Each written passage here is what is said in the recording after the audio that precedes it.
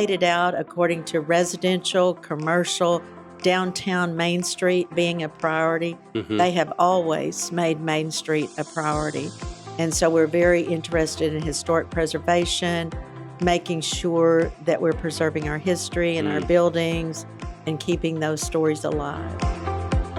Debi Meek, you have been a part of Grapevine for 40 years? I have. I've been here at Bermuda Gold and Silver for 32, and I've been a part of the community. Even as a child, I lived in Grapevine for 2.5 years. And so I've been around a long time and have deep family roots here. Well, that led to my next question. What brought you to Grapevine? And obviously, you were born and bred, right? Well, I actually grew up in Irving. And in 1964, I moved off of a large street in Irving, very busy street. And my dad bought 8 acres on the Grapevine Prairie. And we built a farmhouse. And I went to elementary school here in Grapevine. And about a year after we moved there, DFW Airport was announced that it was going to be coming. So we were some of those dairy farmers and ranchers that lived on that property that would be purchased, and the airport would open in 1974. Wow, that's crazy. How did you find yourself into the jewelry business? You said, when did you start here? I started here in January of 92. So it would be about March of 1984. I lived in Irving, and there was a small jewelry store that was needing some part-time help literally around the corner from my home. And I thought, I think I might like jewelry. At that time, I didn't have very much, but I thought, you know what, that's something I might really like. And so I love making people look good. And I really especially enjoyed that. And so I worked there for about 2.5 years. And then I went on to other jobs and eventually came here in 92.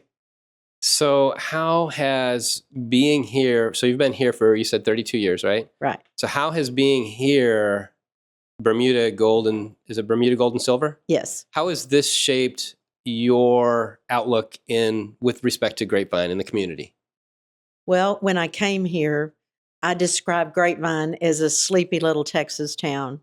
We were nowhere near where we are today, but immediately I realized I met the mayor and his sister and a lot of the key people here in our city who have lived here. They were born here, they've lived here, they grew up, and they love living in Grapevine. And I actually fell in love with the city and our history and all these people who have stayed here to make this community what it is today.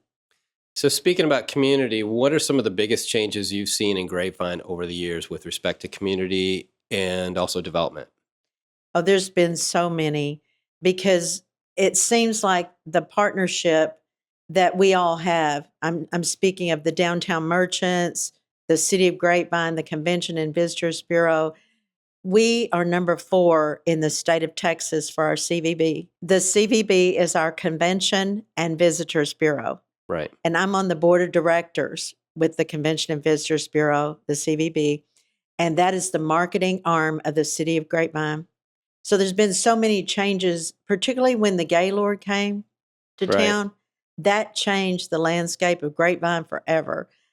We have a really strong partnership with the Gaylord and Main Street, and we're always working together to kind of cross promote, and they're sending people down here.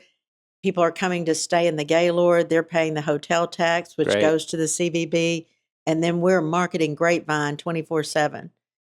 Well, how has the landscape of Main Street changed and evolved over the years?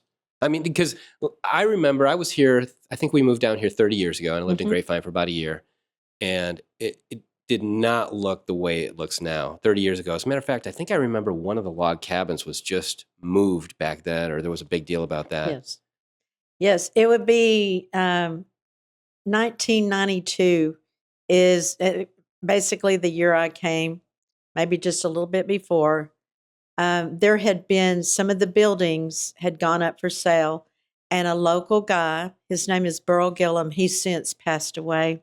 He was from a small Texas town, and he lived in Grapevine, and he went back to his hometown of Godley, Texas, and he saw where his downtown had been mowed down, and it was no longer there. he came back to Grapevine and he swore that would never happen here. So he bought the historical buildings. He owns about 4 or 5, he and his family, Wow. 4 or 5 of these buildings. And so we mark that time as when historical preservation really kicked in. And he, was kind of spearheading everything. And then we came along in 1998. We bought this building built in 1900. And there's a number of people who are local people who own the larger buildings here. And so we're very interested in historic preservation, making sure that we're preserving our history and our buildings and keeping those stories alive. Are there any memorable events that that stand out that you personally have witnessed? Related to Main Street? Main or- Street and Grapevine in general. Yes, there's many. I have so many events and things that have happened. We have lots of festivals. We have Christmas Capital of Texas, Sure.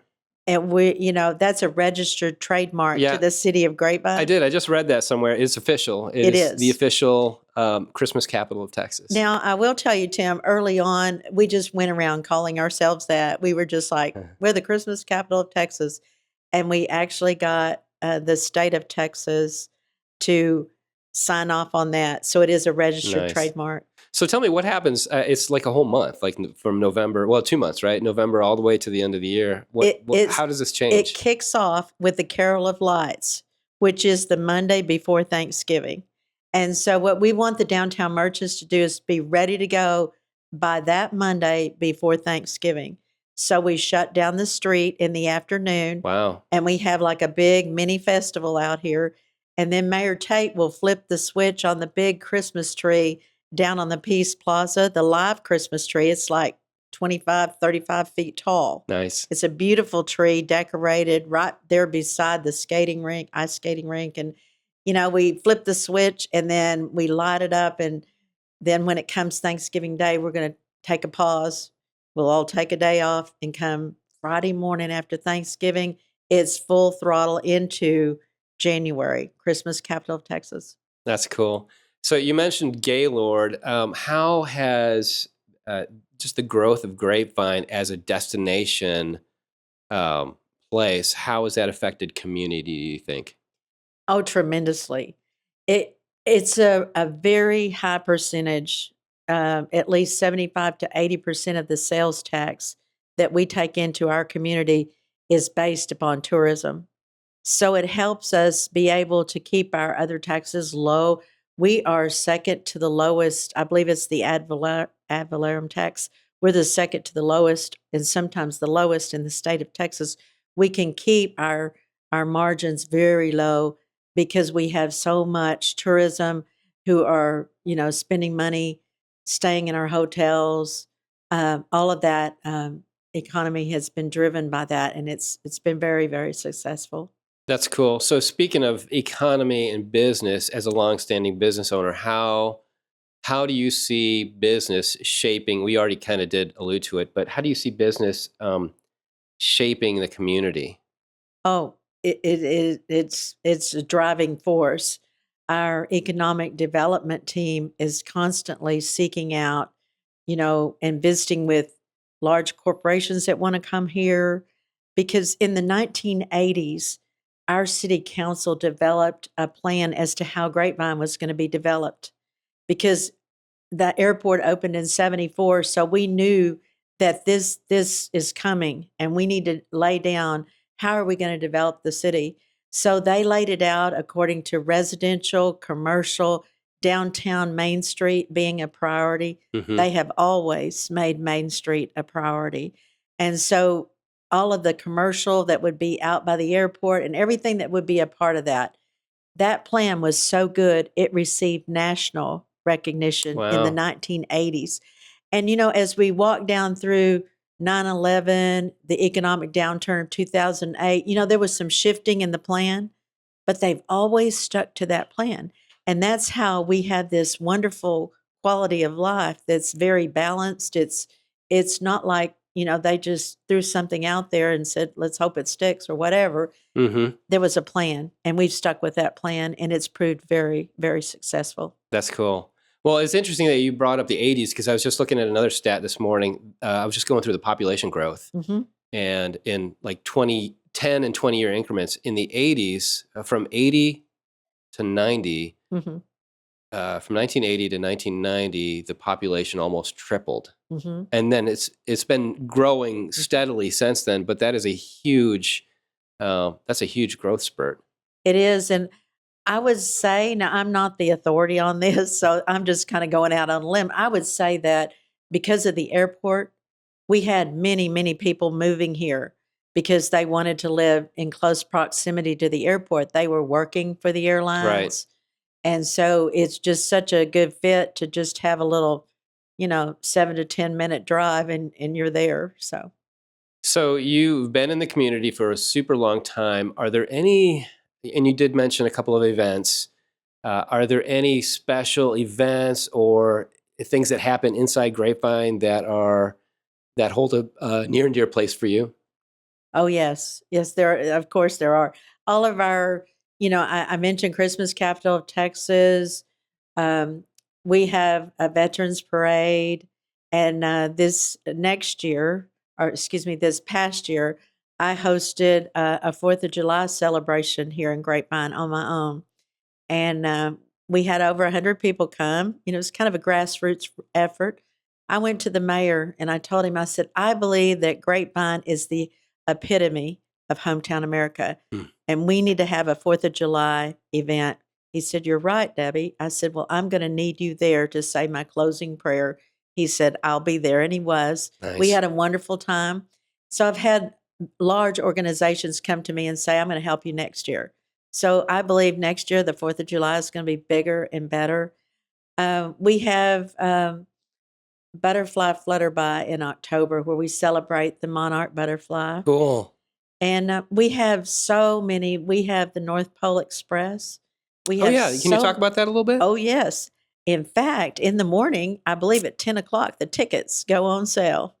And we will Nice. sell out over 40,000 tickets in a short period of time for parents and kids to come and have and grandparents. I'm getting tickets for my grandkids, and we're going to go. It's a tradition every year, Nice. and we're going to go and ride the train, and it's just a really fun, happy experience that's been created here in Grapevine.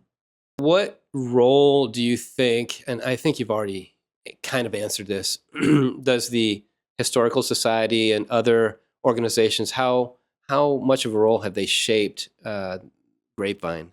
I'm glad you asked that question. It would be in 1972 that they wanted to tear the depot down. Oh The my. train had told us that they were no longer using it and it was no longer needed. And so the ladies from the Garden Club, along with Mayor Tate, got together and raised the money to save the depot. That was our first experience with historic preservation in 1972. So in 1974, the Historic Society was formed.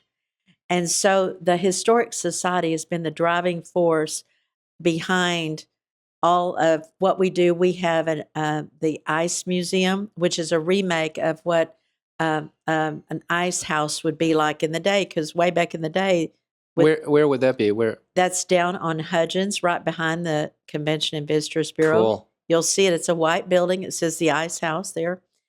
And so because of the great prosperity of our CVB, the hotels that I was talking about, the Gaylord and Great Wolf and Hyatt, DFW Hilton Lakes, Embassy Suites, all of our hotels, there's a certain percentage of the money when you spend a night there that goes to the CVB. Nice. And that money is used to promote Grapevine. And through our festivals, we raise money and we make money, and then we use it to preserve Grapevine. So it's a great little, partnership here. And so that's how we've been able to do all of that. And when it comes to our statues that we have around town, Mm-hmm. you might have seen our statues on top of City Hall. We have the Night Watchman. Mm. We have the Sidewalk Judge in front of Messina Hoff. And then down at Dallas in Maine, we have Sam Houston and the 10 Indian tribes, where we're remembering our Texas history right in this general area is where Sam Houston signed the treaty with those Indians. Wow. And so it's Peace Plaza, and we have Hotel Vin and all of that. That has been a project that the city has been able to develop, which attracts a lot of tourists. And it celebrates not only Grapevine's history, Mm-hmm. but Texas history. Sure. Because that treaty was signed, the peace treaty, in 1843. The settlers came here 1844, and then my family came Christmas Eve 1845. Oh my gosh, what a cool heritage. Well, so all right, let's jump forward now to the Okay. future. What do you think? Is there anything in the future that stands out to you that you're either excited about or you're concerned about with respect to Grapevine? Well, I think excited about, we're going south on Main Street to Dallas, and we're going down, and we're currently developing Dallas Road as part of our historic district. So we're Nice. incorporating that, and some of, for instance, Sunbelt, that property has been purchased, and it's been talked about another boutique hotel. Great. So that'll be a great addition. We have Hotel Vin, which is managed by Marriott. It's a boutique hotel managed by Marriott. And so we'll be having another hotel on the other side, and then going east on Dallas. Across the street, we have $1 million plus brownstone homes going up there. So Right. that is very exciting. Concerns, I have such a great respect for our Convention and Visitors Bureau, our mayor and city council, our city manager, Bruno Rumolo. All of the strategizing that's going on is much like what I talked about before. Sure. We have a plan, and they'll be exploring all the possibilities. P.W. McCallum has been with our Convention and Visitors Bureau for over 25 years, and he is a marketing genius when it comes Nice. to developing and promoting and moving Grapevine in the direction we've been headed all these years. So what do you see, if you could project, what do you see for the next 40 years? Wow, that's a big one. 40 years. Yeah. I would project that the people that live here, that they will be talking about Mayor Tate and what all of us who've been a part of this big expansion and development and what we're doing right now. I would hope that they will look back on us as some of the pioneers of their generation. I know now we're Sure. looking back into the 1800s as the people who in early 1900s, but I would hope that they would remember us. We have a book in Grapevine. It's Grapevine's Most Unforgettable Characters. Great. And so I'm hoping that to that, they will add all of us who have been here. We've worked hard to try to develop this wonderful lifestyle that we have, and this great community that many refer to this as this. I personally feel like I'm in a Hallmark movie sometimes. Now, I'm not the star of the movie. I'm one of the supporting cast, Sure. but I feel like I'm in a Hallmark movie because we have that feel, we have that charm, we have all of that right here in such close proximity to Dallas and Fort Worth. We're kind of this little hidden pocket that Right. many people don't know about until they land at DFW, and we shuttle them over to Harvest Hall. They can store their luggage and come on down to Main Street and Nice. shop and dine and just step back in time. What would you, if you had any advice for future generations about preserving history or maintaining the cuteness, for lack of better terms, of the town, what would you say? I would say get involved, volunteer for the festivals. And also we have, through the city of Grapevine, there are areas that you can volunteer. You can volunteer for the library board. I volunteer for the Convention and Visitors Bureau, Board of Directors. We have all kinds of places where you can plug in and you can give back to your community, because in giving back, you will get so much more than what Absolutely. you're the time or whatever you're donating, you will get a feel. You will learn all these people that are serving our community, and you'll realize that's what makes Grapevine so great. It's the people For who sure. love this. Well, number one, we love one another, and we're going to work together. And we love our great city and the history that we have. We want to keep it alive and share it with any and everyone that will listen.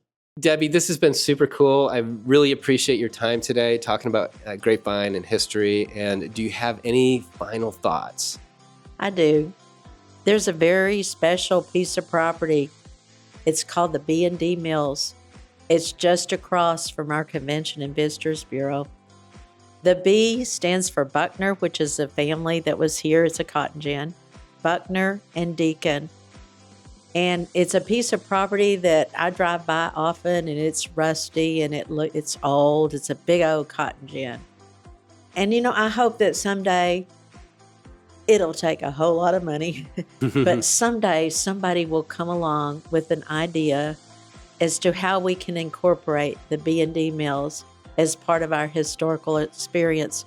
Right now, you really can't walk on the property because it's grown up and it's rusty and it's a little hazardous. And so many people have come with ideas, and I hope that someday we're going to land on that right exact fit, because that is like the final frontier of our historic preservation that I see that we need. And it can make Grapevine even more special with a very special edition of that renovation. Awesome. Well, thanks again. Appreciate it. Well, thank you for having me, Tim. I always love to talk about Grapevine, so I'm up for it anytime. You bet.